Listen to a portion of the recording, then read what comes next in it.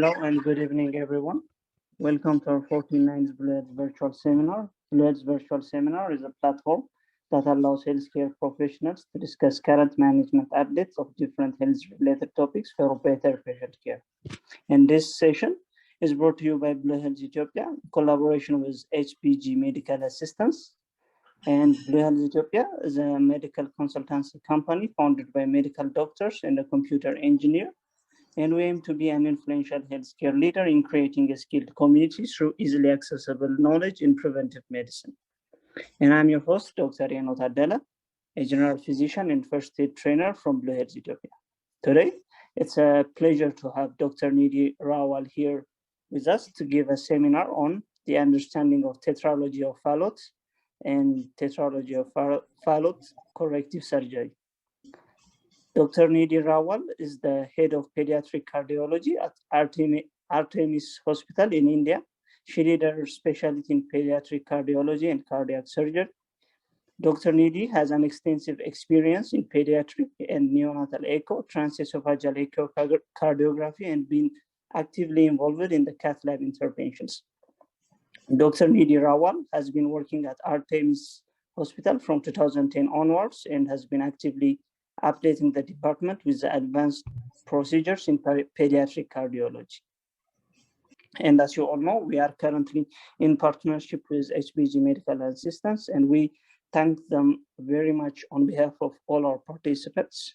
Thank you very much. And I give the stage to Dr. Nidhi. Good evening, everyone. As very much introduced by Doctor, I am Dr. Nidhi Rawal. I am heading the Department of Pediatric Cardiology at Artemis Hospital. Today, I'll be giving you an overview of tetralogy of Fallot, what is the pathophysiology, how the child presents, and how do we manage such a case. So I'll be talking about the tetralogy of Fallot. Why have we chosen the tetralogy?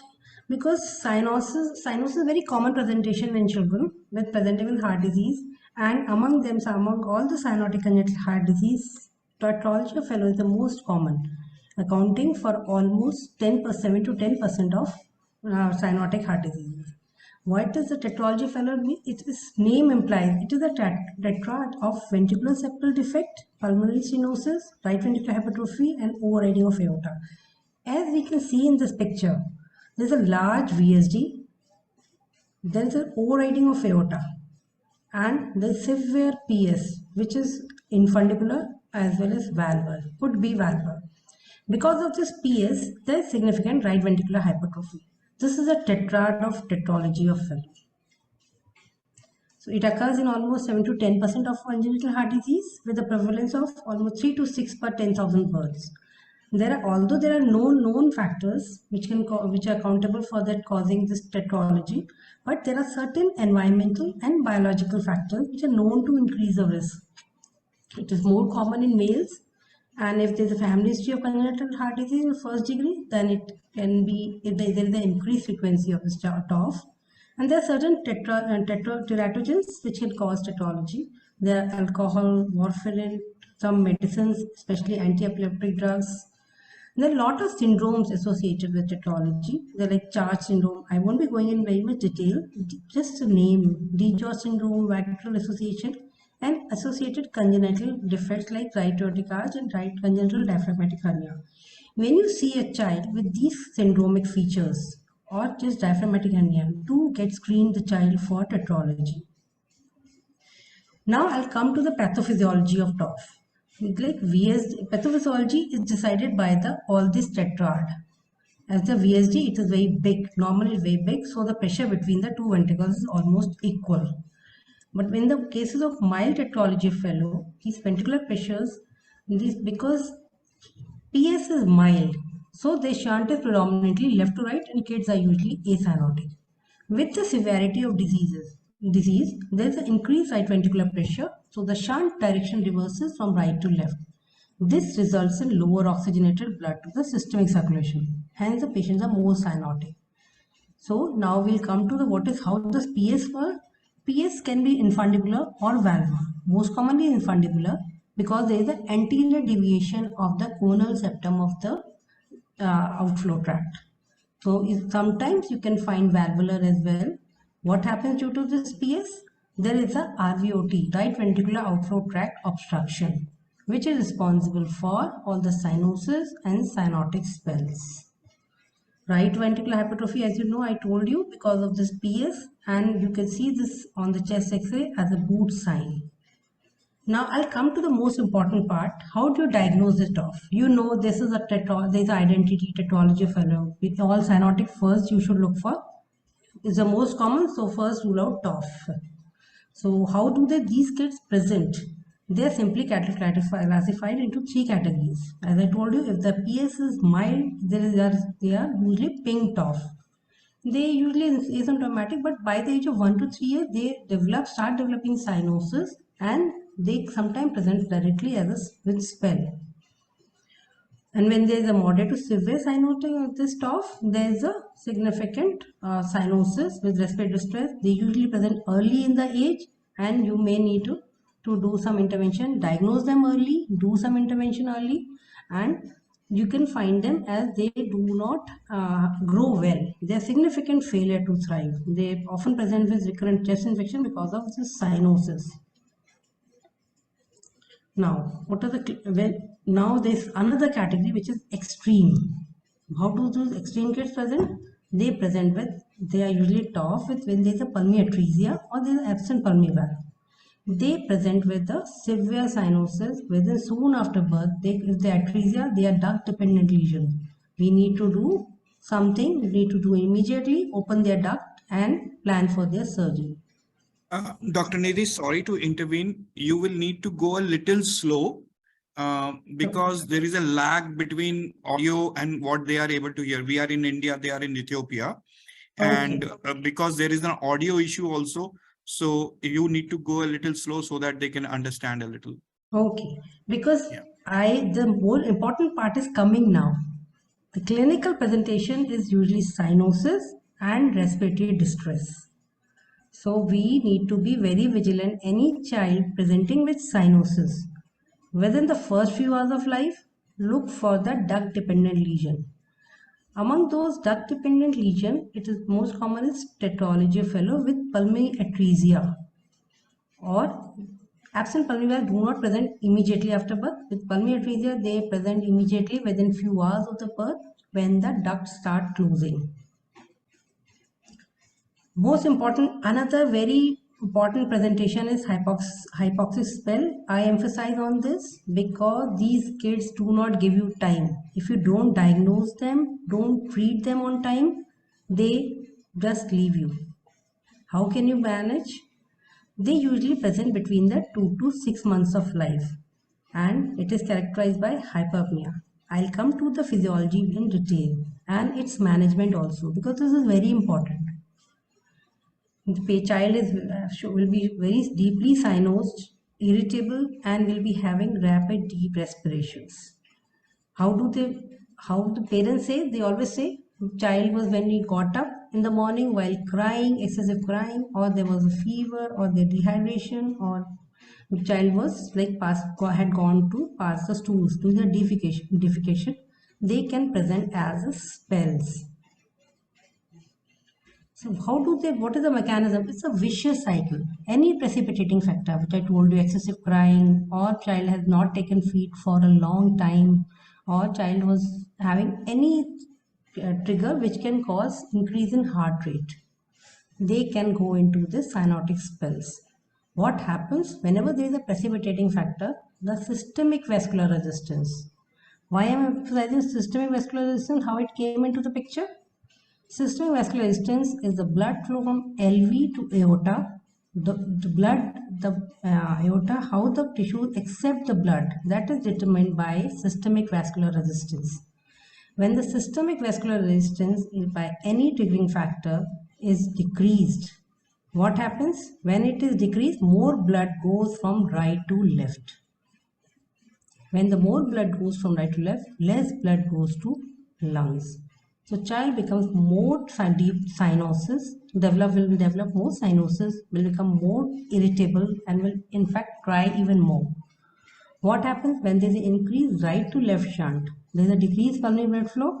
What happens because of that? If our blood gases get deranged, oxygen gets lower down, pH decreases, causing acidosis, and our carbon dioxide increases in the blood. What does this carbon dioxide do? It stimulates your respiratory center, causing more hyperpnea, increased rate and depth of breathing. When there is hyperpnea, this is a vicious cycle. What happens with this? There will be more systemic venous return. More return is coming, more is going into the left side of your heart. Less is going towards the lungs. Okay, this is how, because when there is systemic vascular resistance decreases due to any triggering factor, more right to left shunt occurs and less pulmonary blood flow occurs. And when there is a less flow to the lungs, there will be increased carbon dioxide, less oxygen, and pH acidosis develops. Acidosis further causes vasospasm of the lung vasculature. In fact, that further increases the right to left shunt, and child slowly goes into spell, and then later stage can go into unconsciousness, syncopal episode. In extreme condition, it can even cause brain damage or seizures. So why always I am emphasizing on TET spells? It is important to diagnose them because you can manage it easily. Even if you don't manage or let the child go into recurrent spells, they can develop this mental retardation. Lot of sinus thrombosis because of this less PO2. They tend to develop more and more deep cyanosis, and this hemoglobin also increases. These things make the child prone for thrombosis. Now I have diagnosed, I know this child has got some cyanotic heart disease, which I suspect to be Tetralogy of Fallot. I know the history, I know that how mother is taking care, and how is the child going into spells? I have these information. Now I want to examine this baby. This baby has come. Make the baby calm in the mother's lap. Check for all these things, central cyanosis, clubbing, child is irritable. And when you come to the examination, cardiovascular examination, it always starts with pulse. You will find the low volume pulse or pulse. And when you auscultate, you will find S2 second heart sound is single because you are not hearing that pulmonary sound. That is because of stenosis. It's not giving any sound. This single S2 is also because of aortic valve closure and diastole. This can be loud because over the time this aortic valve dilates. Next thing you hear is the ejection systolic murmur, which is best heard at left upper sternal border. Many times you may hear some continuous machinery murmur, which occurs when there are a lot of collaterals or there is a PDA with extreme forms of TOF. And remember, when you are examining the child in the spelled condition, this murmur will not be heard because there is significant right ventricular outflow tract obstruction. These murmurs are due to right ventricular outflow. Now I have examined also. Now I know my child has got a tetralogy. I have a strong suspicion.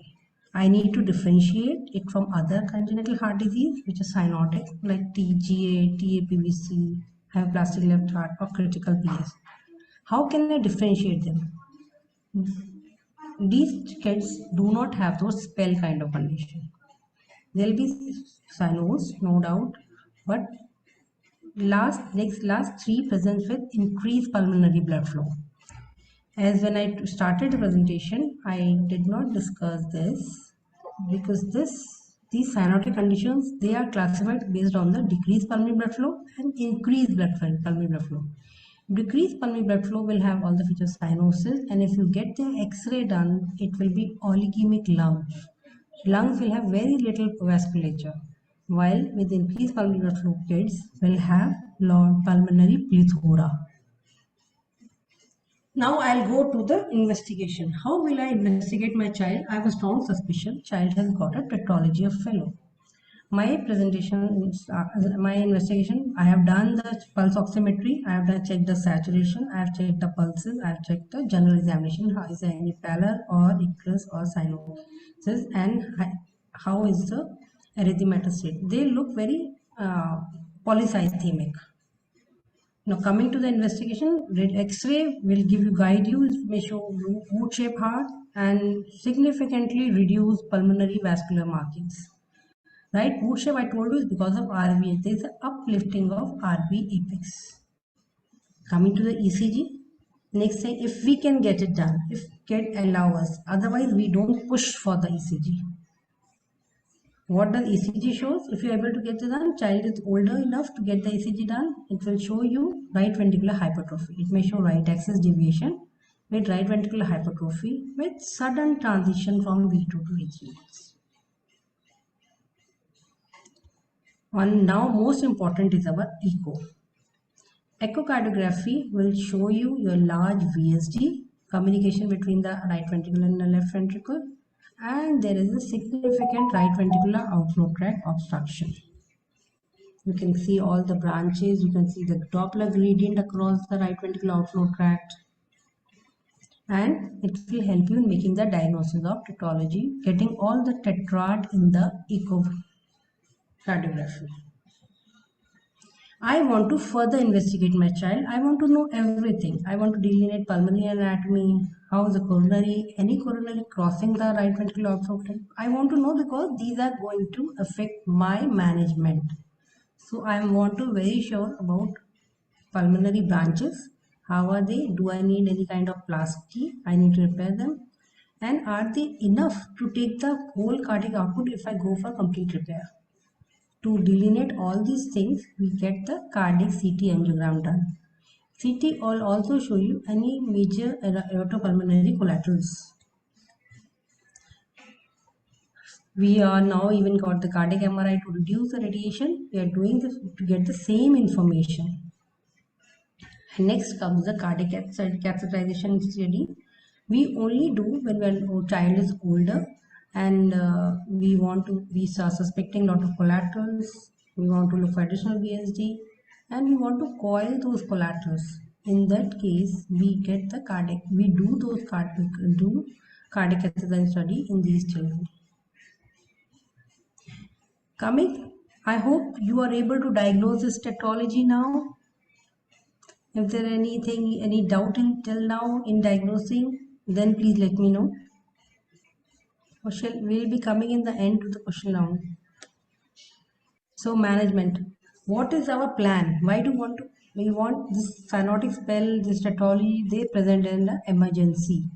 Yeah, so we should be aware of what is our going to be plan and what all targets, what all things we are targeting it.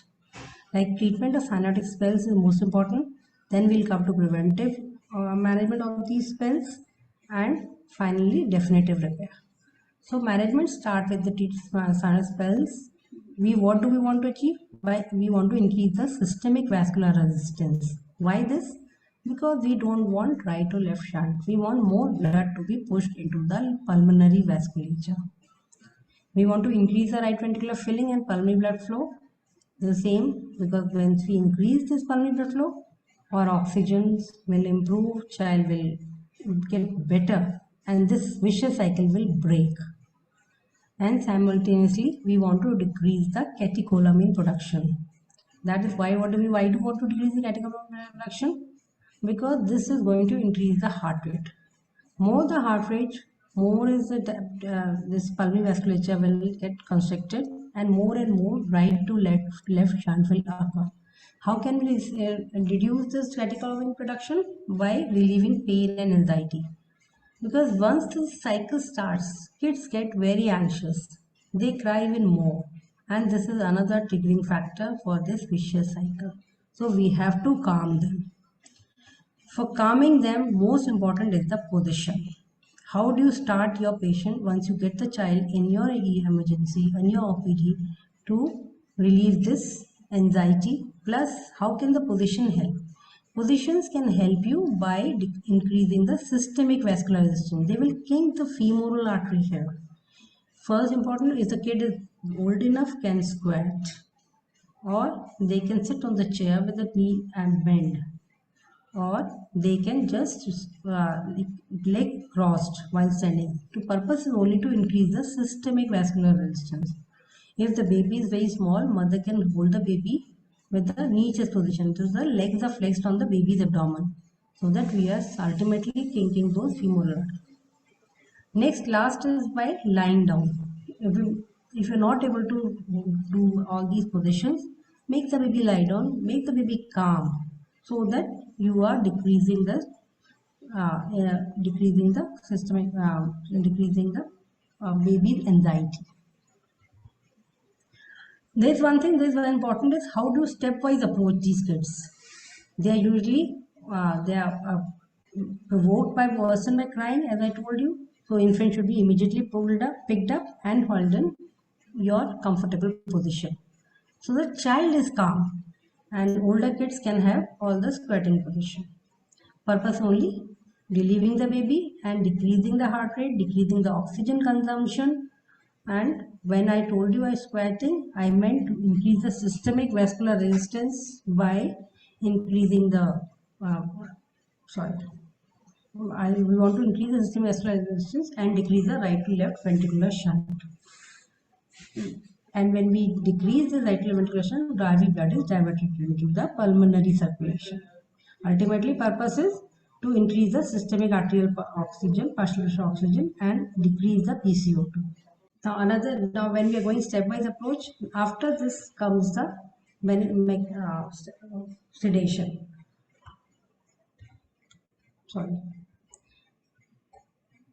When we have achieved the position, what next? Next comes in line the 100% oxygen. Immediately connect the child with the oxygen so that your pulmonary flow can be increased. Whatever blood flow is going is getting oxygenated well. It also is also a pulmonary vasodilator, so it can receive more blood. Next in line, we have to increase the preload because we want to increase the RV filling. How can we do that? By intravenous bolus of colloid or crystalloid. Most preferred is normal saline. Whatever you have in your ER, start with that. Give 20 ml per kg over 20 minutes and see how the saturations of baby is getting improved.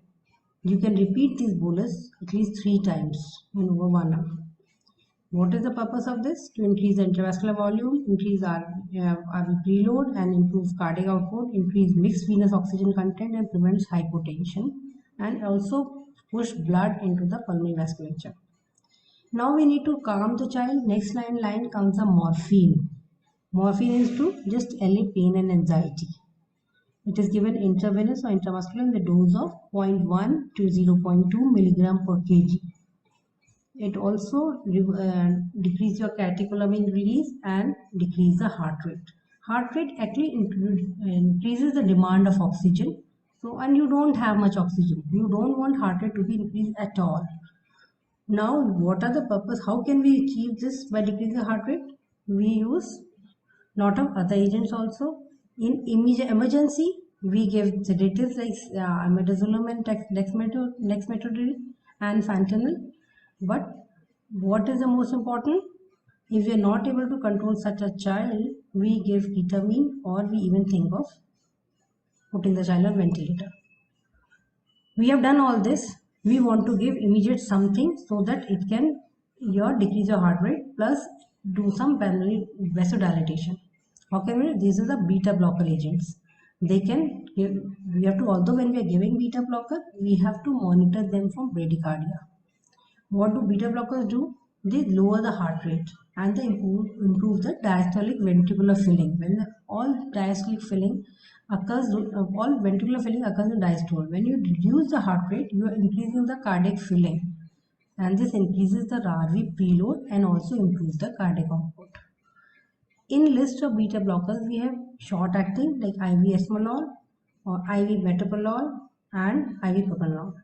What we have most of the time in the emergencies, IV metoprolol or propranolol. Esmolol we have to arrange, but this is very short acting and a very fast acting. It is rapid effect. What you do, you give 0.5 milligram per kg over 1 minute, and then followed by IV infusion of 50 to 300 microgram per kg per minute if required. If the cycle is break, you can start with the oral medication. Even this all you have done, your child is still in the spell. You can't leave your child. What you have to do, you start with the phenylephrine. This is only given in the cases of unlimiting cases. These are systemic vasoconstrictor. We want to increase the SVR, systemic vascular resistance. This is given in a slow IV bolus of 5 to 10 microgram per kg, followed by 1 to 5 microgram per kg per minute. Dose is titrated as per the blood pressure response.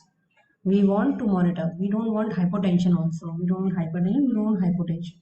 Next in lines are other norepinephrine. Purpose is only to decrease the heart rate and improve oxygen saturation. Still you have done everything, maybe still in the state of spells. What you do?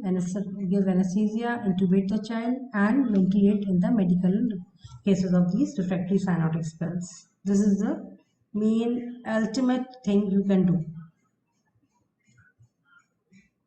We have done all the medical management. Now we know what are those things.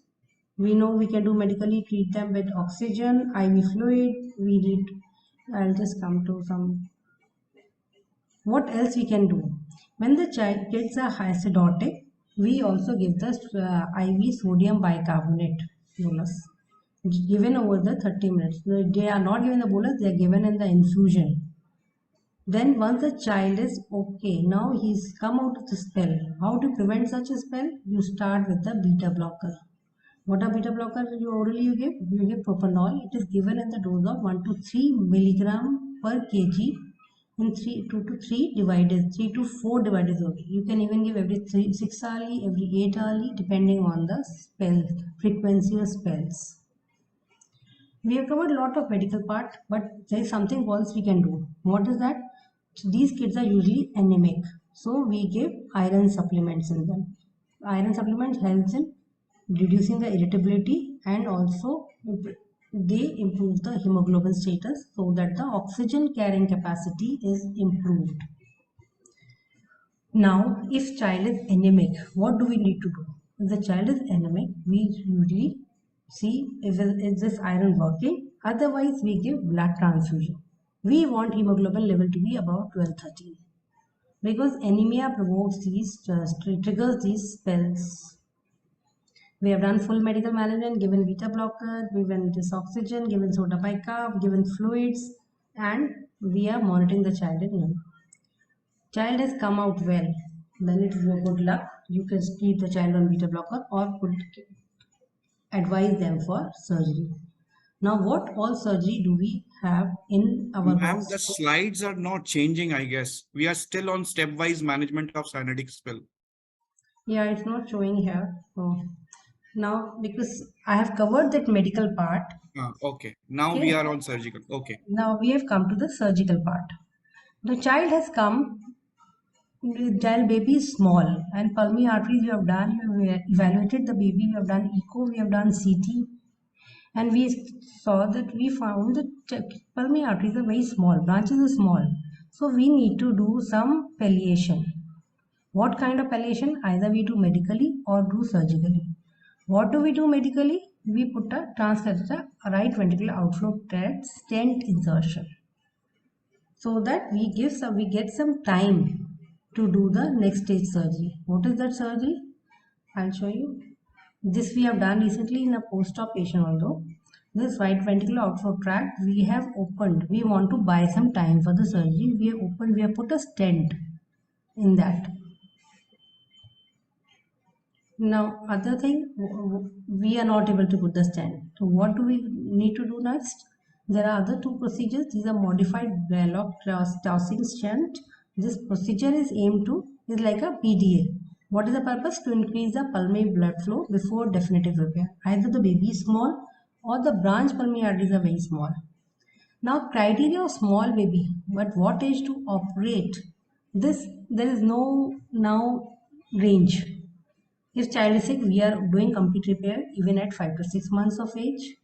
If child is stable, we are deferring the surgery till 1 year of age. But by 1 year, we plan to do even pink TOF. Fallot tossing shunt is done. What do we do in this? We do the anastomosis between the subclavian artery to the pulmonary artery. What do we want? We want to increase the pulmonary blood flow. There are two purposes achieved. Once we tide over this crisis, and we also give time through this flow to pulmonary artery to grow. Once they are grown, we can plan the child later for complete repair. Sometimes if we keep on tiding over the period and we think that we can do complete repair in 1 year, but PAs, branch pulmonary arteries, do not grow without any stimulus, or you don't give them additional blood supply. What are the other surgical option which is palliative? This is putting a right ventricular to pulmonary artery conduit to bypass the right ventricular outflow tract, and we can do repair later. This is a Blalock dosing shunt we have done. We have put a shunt between the pulmonary artery. This is a vortex tube which is placed between the subclavian artery to the pulmonary artery.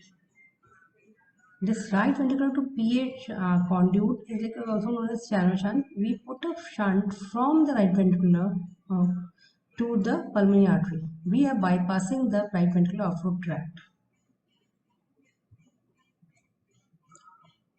There is another thing that is definitive repair when we feel the child has grown up, or we cannot wait, or this palliation part has done its job, and or otherwise we feel these pulmonary arteries can take up the full cardiac output. We do a complete repair. It is performed under cardiopulmonary bypass via median sternotomy. This involves right ventricular outflow stenosis resection. I'll show you. What do we do? Either we do transventricular approach or we go by a transatrial approach. We close the VSD, open the right ventricular outflow tract. If there are any additional VSD, they are also closed, and we judge this, assess this surgery by our transesophageal echo. And if need, we do a pulmonary valve also, pulmotomy. Branch pulmonary arteries are small, we do branch pulmonary artery plasty. We repair them depending on the stenosis, site of stenosis and severity of stenosis. And what a surgery we do, it all time depends on the timing of the surgery, depends on the severity of symptoms and how are the branch pulmonary arteries growing. Sometimes it happens that we are waiting for the surgery. Kid is around 6 months, 8 months, child is not very symptomatic, but every time we are finding these branch pulmonary arteries are small. We assess the size of pulmonary arteries by a Z-scores. If Z-score is below -2 Z-score, -2Z, we don't wait. We plan for either palliative or do some transcatheter. Following the surgery, the kids are, one more thing I just did not mention, if the child has a tetralogy of Fallot with pulmonary atresia, what do? We put a we close the VSD, put a right ventricular to outflow conduit. We use usually Contegra conduit. These are valve conduit. They last for long and they do not lead to PR early in the stage. So the later the PR or later the calcific, RV is maintained well. Next time when they will need this right ventricular outflow tract conduit, that they will have enough time. The child would have grown at least past 4, 5 years, 6 years, 7 years, depending how early the calcification develops in the kids. So we always prefer this valve conduits. They last longer and they also preserve the RV function till later in the life. After surgery, we do take care of the baby in the postoperative ICU, and once they are stabilized and ready to be extubated, and slowly we do weaning. We just also taper the inotropes. When they come from the OT, operation theatre, they are on a lot of inotropes, maybe adrenaline and this milrinone, and if required then dopamine.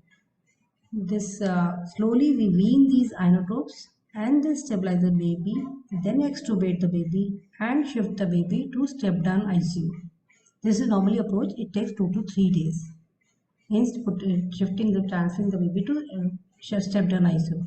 They again observed for another 2 to 3 days and then shifted to room along with the parents so that they become comfortable in taking care of their baby.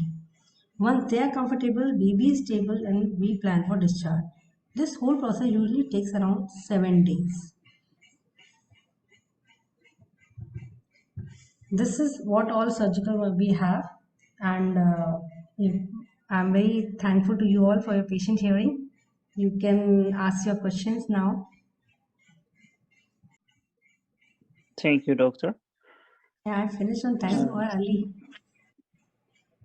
Yeah, you did, doctor. Thank you very much. And Maybe. there's a question already written in the Q&A section. Dr. Sugi says, thank you for the nice summary. How high is the risk for CHD with warfarin, since current study recommend low dose is safer in all trimesters? There are studies, but we still recommend in first and second trimester we do not give warfarin. We shift our mothers to on heparin, IV heparin or Clexane.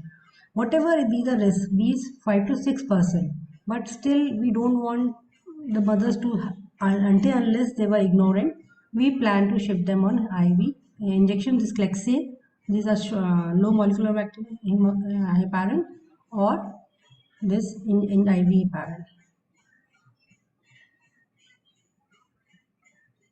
And then on third trimester, we shift them back to the warfarin. Thank you, Dr. Nidhi. There is another question saying, what is the success rate of surgeries?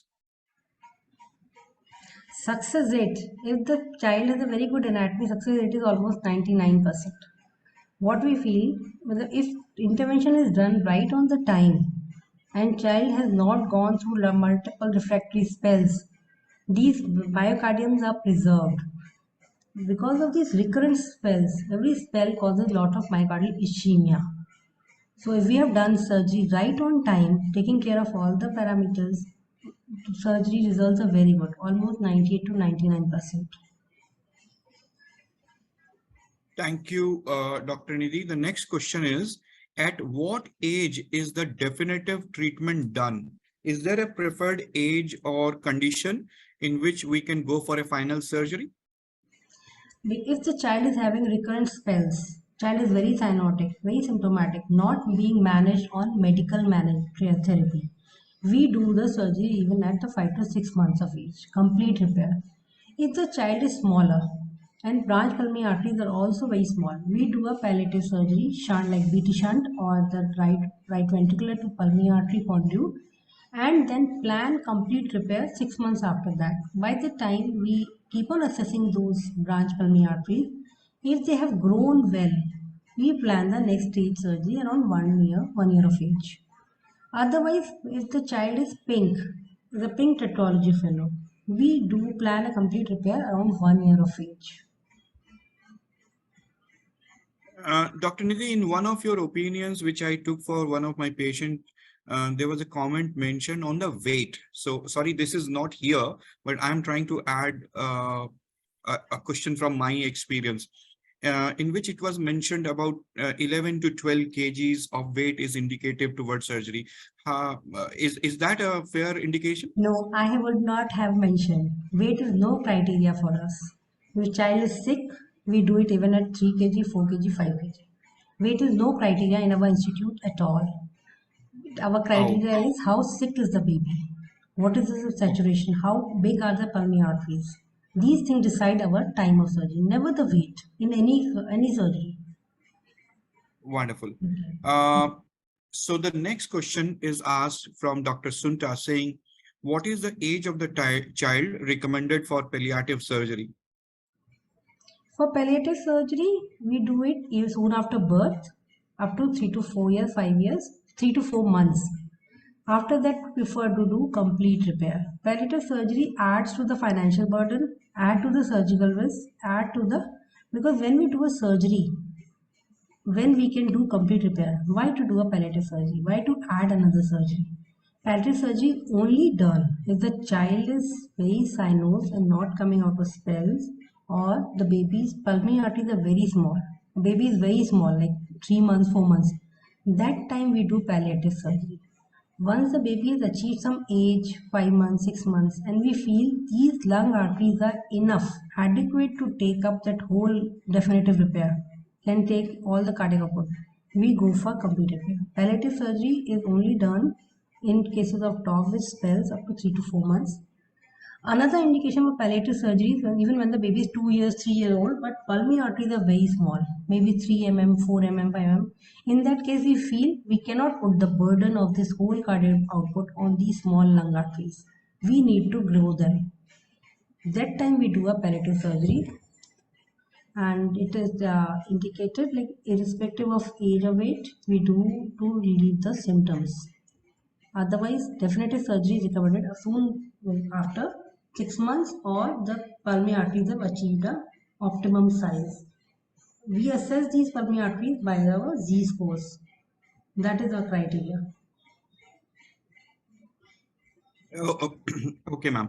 Dr. Srize asked, how do you discharge a patient until a surgery? In what conditions you discharge a patient if the surgery is not to be offered? If surgery is not to be offered, we discharge them on over the beta blockers. If either the child is not suitable for surgery, or parents are not willing for surgery, or there is some contraindication, some bleeding disorder, which is not, or some neurological disorder which is not letting us to do the surgery. In those cases, we discharge the kids with all the indications, contraindications, and advice to maintain the hydration, to start the beta blockers, avoid any triggering agent. Only in those cases we discharge these patients on these recommended advice. Thank you, ma'am. Dr. Abdi asks, when do you use sildenafil in TOF and what is its mortality benefit? Sildenafil we don't use very much. We only use in the kids who have lot of aortopulmonary collaterals, large AP collateral which have caused significantly raised pulmonary pressures.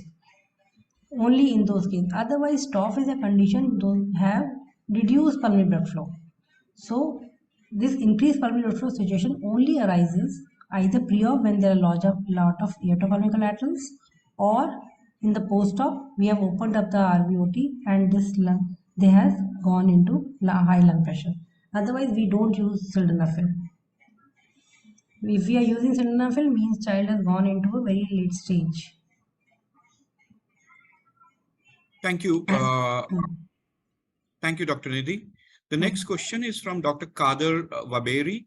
He asks, can we get any complications by the surgery during adulthood? So when the child grows up, is there any chances of complications? There are a lot of actually there is an exponential increase in the complication when we do the surgery in adulthood as we compare to the childhood surgery. As these kids have lot of polycythemia, this blood hemoglobin is maybe you may find 18, 20, 22, 24. Now during the post-op they bleed a lot. There are a lot of platelet aggregation abnormalities. So first and foremost complication is bleeding. It's very difficult to control this bleeding in the adult TOF surgery.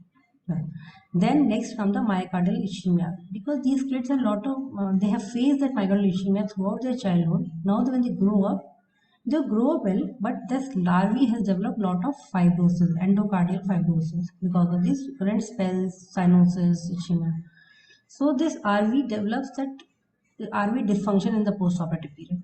So these have restrictive physiology also, and they have lot of effusion problems. They tend to develop lot of pleural effusion, pegal effusion, ocular edema. So we always prefer, if possible, do the surgery early in the childhood. You're reducing n number of complications by doing surgery. This pain factor, what you do when you do surgery in childhood, they forget this pain within 3-4 days. In adulthood, this pain persists because these bones have formed well. Now you're cutting those bones, so this pain persists for 4 to 6 weeks. This is the immediate acute advantage of doing surgery, because you remember more in adulthood surgery. In childhood, you forget. When 6 months, 1 year, after 1 year, you ask the child, what is the scar? He'll have to recall that event. But in adulthood, they never forget. Thank you, Dr. Nidhi. Let me extend Dr. Kader Waberi's question a bit. Will there be any complications when the surgery is done in childhood and when the patient or the child grows up? Will he face any issue as a result of this surgery taken in the childhood? Very less. the surgery is done well, although these kids will need follow-up because right ventricular outflow tract morphologically, structurally is dysplastic or something abnormal in that. So we almost 20 to 25% kids will need some other intervention. So they need to be followed up. But when the surgery is in childhood, they recover well. Whatever population has to occur will be less. And what result outcome is, they in childhood, when they grow up, they are doing their normal activities. There are hardly any, what do you say? There are hardly any residuals when you do it in childhood and the adulthood. Only in 15 to 20% they will need some other intervention. So I always say doing childhood surgery will have less complication even adult. They will lead a normal, happy married life. And they can even participate in sports, but may not be competitive sports, but they do all the activities like a normal person does. Thanks, Dr. Nidhi. The next question is from Dr. Brook. He says, how do you manage if the patient reacts with respiratory depression on the narcotics to relieve pain and anxiety?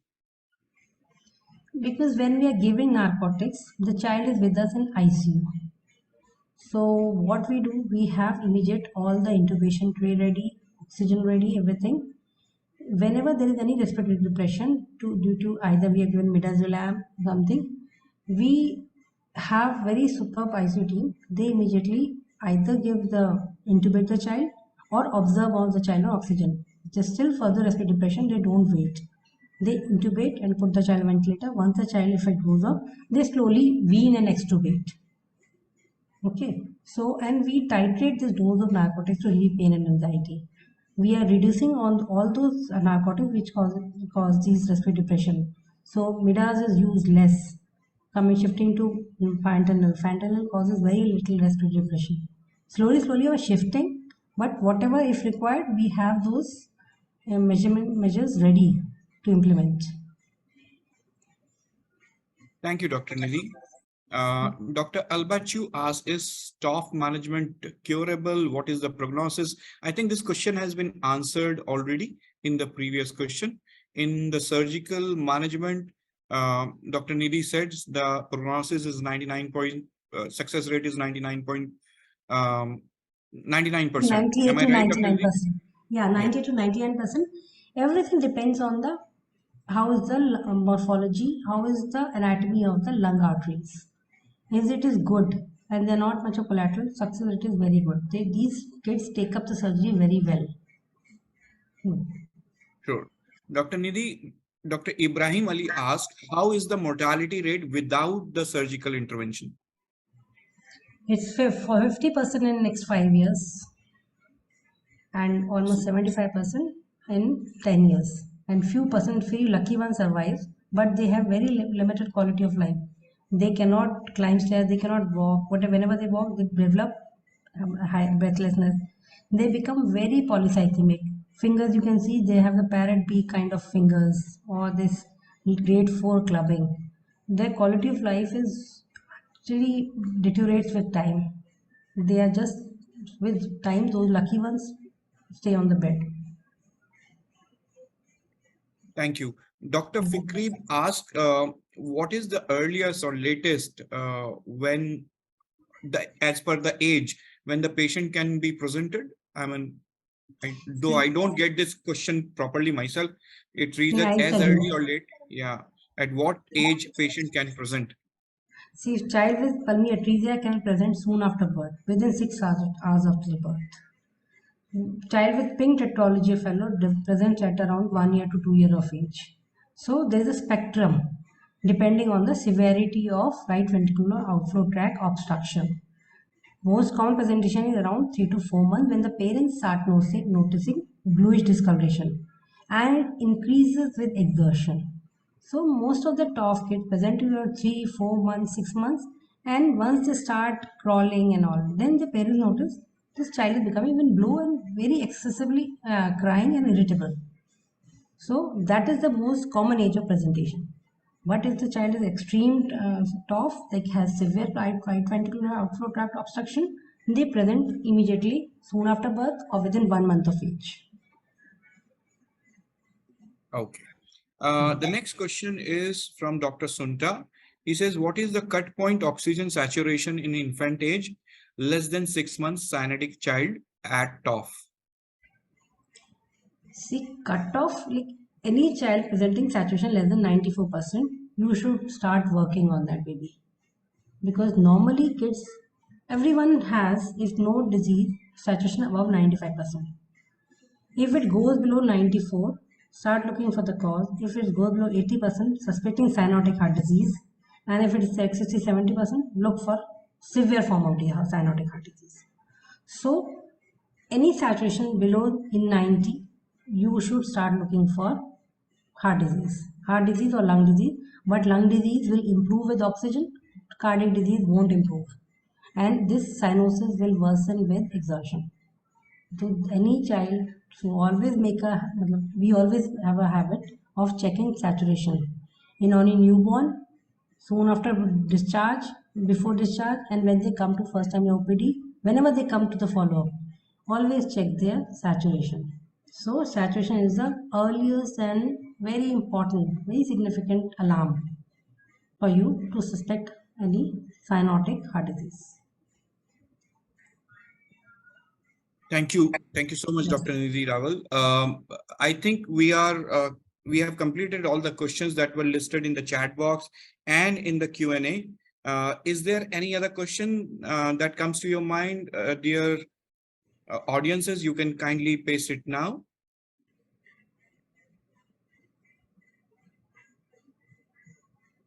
There is one more question that has come up, again from Dr. Fikri. What is the management if severely malnourished? The child is severely malnourished. This is a very important question. I was just thinking of that. These kids severely malnourished have additional mortality and morbidity. When their kids are very malnourished, we always start them on tube feed so that we can build up some nourishment for them. Whenever they are very malnourished, they have very high tendency to stay on ventilator for longer period. When they stay on longer on the ventilator, they tend to develop more and more complications. So first preference is to build up their nutrition. If we are able to do that, well and good. If we are not able to do that, we take them for surgery and accordingly slowly wean and titrate their inotropes and the ventilator settings. Because we know they don't have much muscle mass. They will take longer than normal child in coming out of ventilator. So the process is very slow. Everything weaning goes very slow. If we have time, we try to build up their nutrition. Either by adding human HMF, we have these human milk fortifiers, MCT oils, coconut oil to build up their nutrition. This is what policy we follow. Right. Thank you. Once again, there is one more question from Dr. Alemu saying, what is the role of 100% oxygen in shunt disease? Tetralogy fellow is not a shunt disease. Whenever we in a shunt lesion like ventricular septal defect, atrial septal defect, patent ductus arteriosus, AV canal, in this kind of shunt lesion, whenever we give oxygen, 100% oxygen, we actually increase the shunt. We are increasing the pulmonary blood flow. So it is usually we do not give until unless child has gone into pneumonia. That too we give little less oxygen, 2 to 3 liters, 1 liter, 2 liters, just to maintain the adequate lung supply. This 100% oxygen is a very important vasodilator. We don't want so much of blood flow. Already the child has got a shunt lesion. We don't want to flood that lung with our blood by reducing further pulmonary vasodilatation, pulmonary vascular resistance. So oxygen is only given 100%. That is when we do a catheterization study. When we want to assess the child, when we want to do oximetry study for operability. Otherwise, preference is to give only 2 to 3 liters of oxygen to just maintain the saturation, and the lung we want to keep it open because lung vascular we need this in pneumonia cases. We need oxygen as a therapy. Okay, so and whenever there is a large shunt, and age is more, that time this oxygen can help. because we want it act as a pulmonary vasodilator. This only helps when we have developed that pulmonary vascular obstructive disease. In that stage, we give them domiciliary oxygen or oxygen support whenever they are admitted, hospitalized. So otherwise, in shunt lesion, we don't prefer to give too much of oxygen. Thanks, Dr. Nidhi. Dr. Kader Waberi asked, is there any change on pathology? Example, RVH after the repair? Yeah, it start decreasing. This side ventricle effort now it has no stimulus to, although it takes time, it has developed lot of restrictive lung disease, this right ventricular disease, restrictive pathology. This RVH slowly over the time of 2 to 3 years, not immediately, it start getting regressing.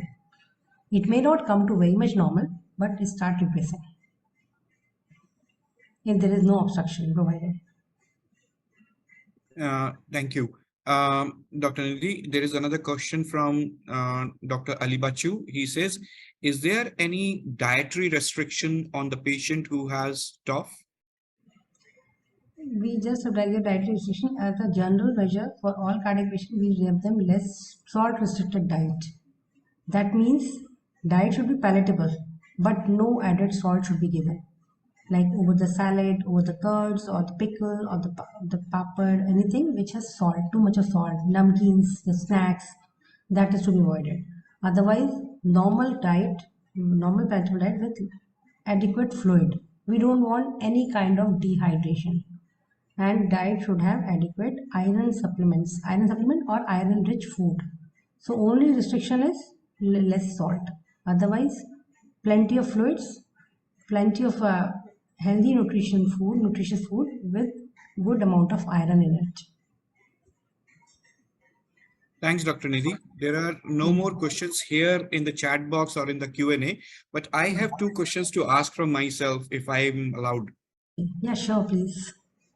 Dr. Nidhi, what is the incidence rate where you have noticed that the patients with TOF, or for that matter, any congenital heart disease, when they have arrived at your doorsteps, you have seen that they are already having too many riding infections?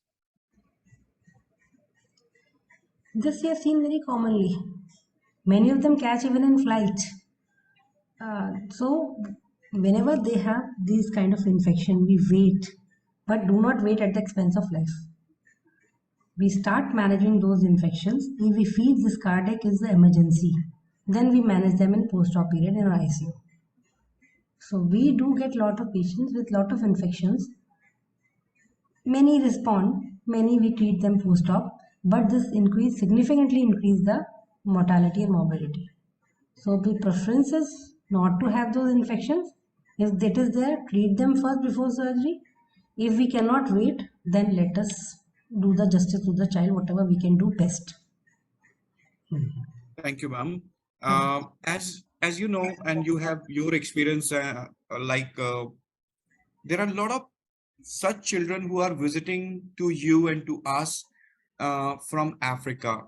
Now, for this, they need to take a flight, sometimes a flight which is a hopping flight. How safe it is for them to travel? And what are the conditions which make it suitable for them to travel to you? And what are the conditions that are best avoidable that they can delay their travel if they are presented with such things? See, there is no option. If they have to travel, because the child has a disease which needs immediate intervention, they do it. Sometimes we always advise them to have oxygen in the flight. If child has got prostin, like drug dependent lesion, to start prostin and let a doctor accompany them. Otherwise, unless is because even with severe cyanosis, you cannot reach at home with prolonged oxygen. You need to do something surgically. In that case, we ask them to come over.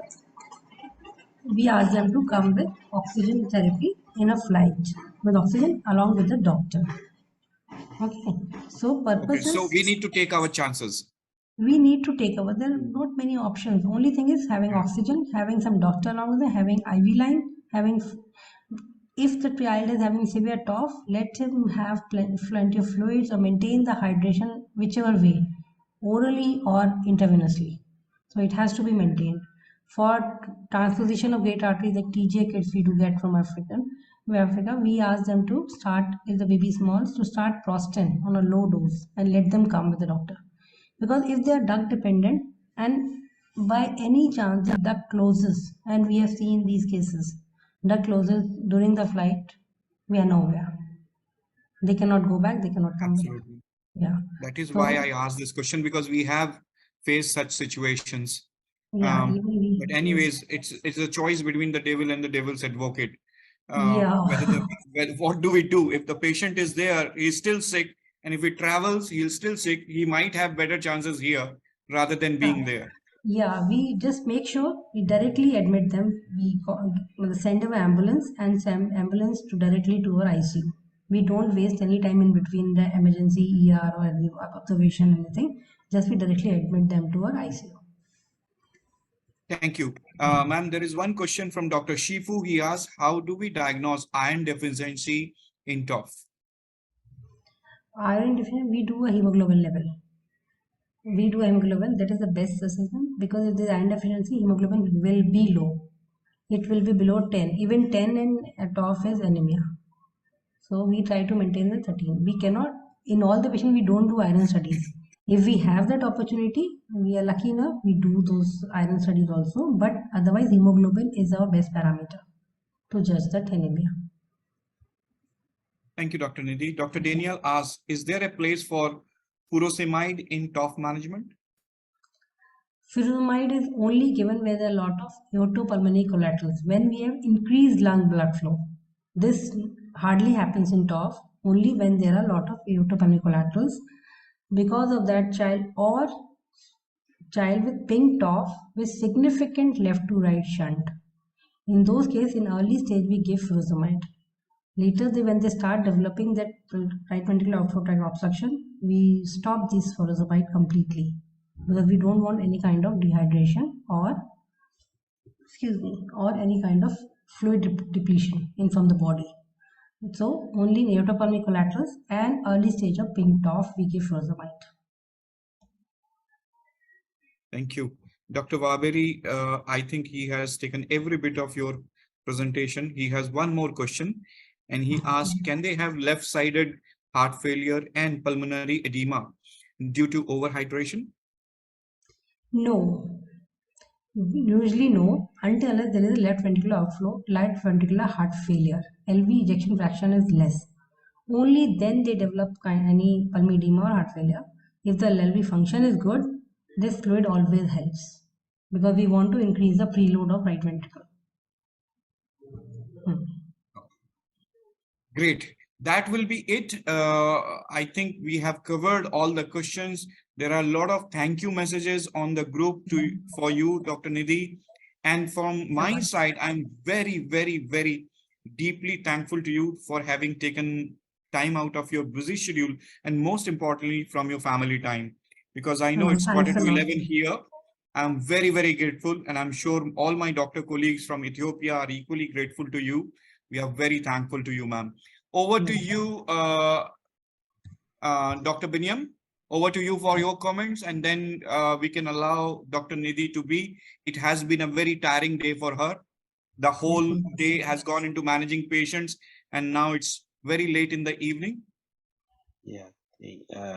On behalf of BHE Ethiopia and also our participants over here in Ethiopia, we would like to thank you, Dr. Nidhi, very much. I didn't exactly know the time there, but we are really sorry for taking your time from your family. But thank you so much.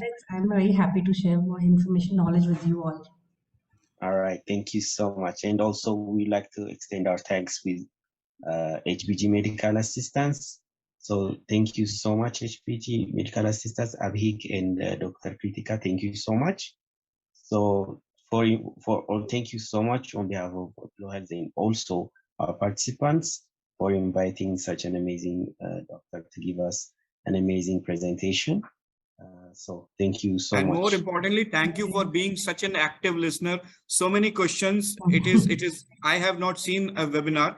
Either the presenter was fabulous, that is Dr. Nidhi, or you have been very, very active audiences. Thank you so much, audiences, from Welcome. everybody from us. And on behalf of Blue Health team, Dr. Nidhi, we would like to invite you to Ethiopia sometimes to give a physical presentation. We'd like to add a face to all the wonderful information and knowledge that you have shared. So Blue Health team, I'll take this liberty to invite Dr. Nidhi on your behalf to Ethiopia and give a presentation, share her knowledge in a physical presentation. Sure, sir. Please do. Sure. Thanks a lot for inviting me. Yeah, thank you. Thank you. Thank you, Pleasure is all Dr. ours. Nidhi. Thank you so much. Thank you, Blue Health team. Thank you, my colleague, Dr. Kritika. All right. Have a good night. Thank you, sir. Thank you, everyone. Good night. Bye. Good All right. night. So participants, I have, as Abhik mentioned, pretty soon, we are collaborating with HBG Medical Assistants to have their doctors to come over here and give some kind of in-person training. So we'll announce that soon, very soon. So stay tuned, and we'll also thank our partners for such an amazing session.